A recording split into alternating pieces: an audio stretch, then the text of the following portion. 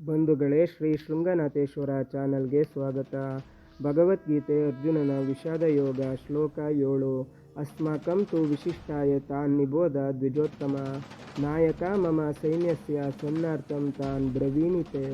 ಓ ದ್ವಿಜೋತ್ತಮ, ನಮ್ಮ ಕಡೆಯ ಹೆಚ್ಚಾಳುಗಳು, ನನ್ನ ಪಡೆಯ ಮುಂದಾಳುಗಳು ಯಾರಿದ್ದಾರೆ ಅವರ ಬಗೆಗೆ ಕೇಳು. ನಿನ್ನ ಸನ್ನೆಗೆಂದು ಅವರನ್ನು ಹೆಸರಿಸುತ್ತಿದ್ದೇನೆ. ಒಬ್ಬ ವೀರನಾದವನು ತನ್ನ ಶಕ್ತಿ ಸಾಮರ್ಥ್ಯ ಕಡಿಮೆಯಿದ್ದರೂ ಕೂಡ ಯುದ್ಧ ಕಾಲದಲ್ಲಿ ಯುಕ್ತಿಯಿಂದ ಕಾರ್ಯನಿರ್ವಹಿಸುತ್ತಾನೆ. ಮುಂದಾಳುವಾದವನು ತನ್ನ ಸೈನ್ಯವನ್ನು, ತನ್ನ ಹಿಂಬಾಲಕರನ್ನು ಹುರಿದುಂಬಿಸುತ್ತಾನೆ.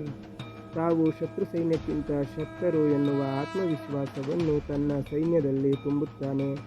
ಆದರೆ ಇಲ್ಲಿ ದುರ್ಯೋಧನ ತನ್ನ ಸೇನಾಧಿಪತಿ ಭೀಷ್ಮರಲ್ಲಿ ಪರಾಮರ್ಶೆ ಮಾಡುವುದನ್ನು ಬಿಟ್ಟು ಆಚಾರ್ಯ ದ್ರೋಣರಲ್ಲಿ ಶತ್ರು ಸೈನ್ಯದ ವೀರರ ಬಗ್ಗೆ ವಿಶಿಷ್ಟವಾಗಿ ಮಾತನಾಡಿ, ನಿಮ್ಮ ಸನ್ನೆಗೆಂದು ನಮ್ಮ ಸೈನ್ಯದ ಮುಂದಾಳುಗಳ ಬಗ್ಗೆ ಹೇಳುತ್ತೇನೆ ಎನ್ನುತ್ತಾನೆ.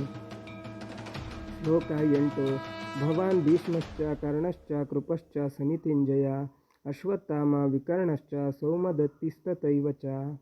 ಪೂಜ್ಯನಾದ ನೀನು ಭೀಷ್ಮ ಮತ್ತು ಕರ್ಣ, ಕೃಪ ಕೂಡ ಗೆಲುಗಾರ, ಅಶ್ವತ್ಥಾಮ ಮತ್ತು ವಿಕರ್ಣ ಸೋಮದತ್ತನ ಮಗ ಭೂರಿಶ್ರವ ಕೂಡ.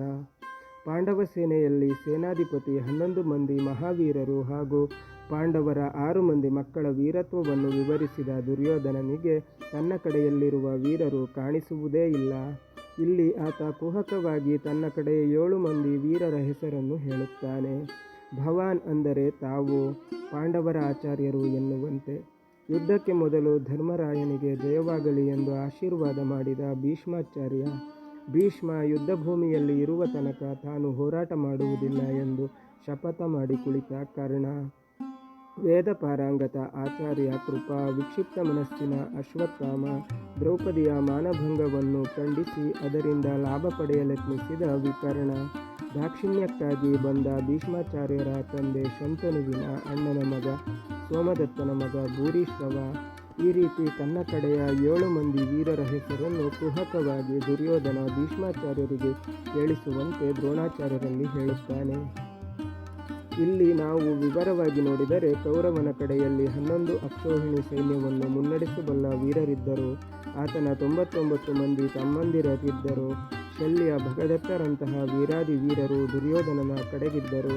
ಆದರೆ ಪಾಂಡವರ ಸೈನ್ಯವನ್ನು ನೋಡಿ ಭಯಗೊಂಡು ಇದನ್ನೆಲ್ಲವನ್ನು ಮರೆತ ದುರ್ಯೋಧನ ತನ್ನ ಕಡೆ ಇರುವ ಮಹಾವೀರರ ಬಗೆಗೆ ಕೇವಲವಾಗಿ ಮಾತನಾಡುತ್ತಾನೆ.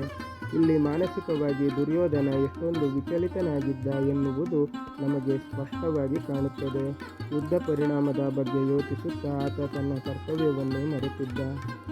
ಬಂಧುಗಳೇ, ಶ್ರೀಮದ್ ಭಗವದ್ಗೀತೆ ಮುಂದುವರಿಯುತ್ತದೆ. ಅಲ್ಲಿ ತನಕ ನಮ್ಮ ಚಾನಲ್ ನೋಡ್ತೀರಿ, ಶೇರ್ ಮಾಡಿ, ಸಬ್ಸ್ಕ್ರೈಬ್ ಮಾಡಿ, ಲೈಕ್ ಮಾಡಿ, ಕಮೆಂಟ್ ಮಾಡಿ.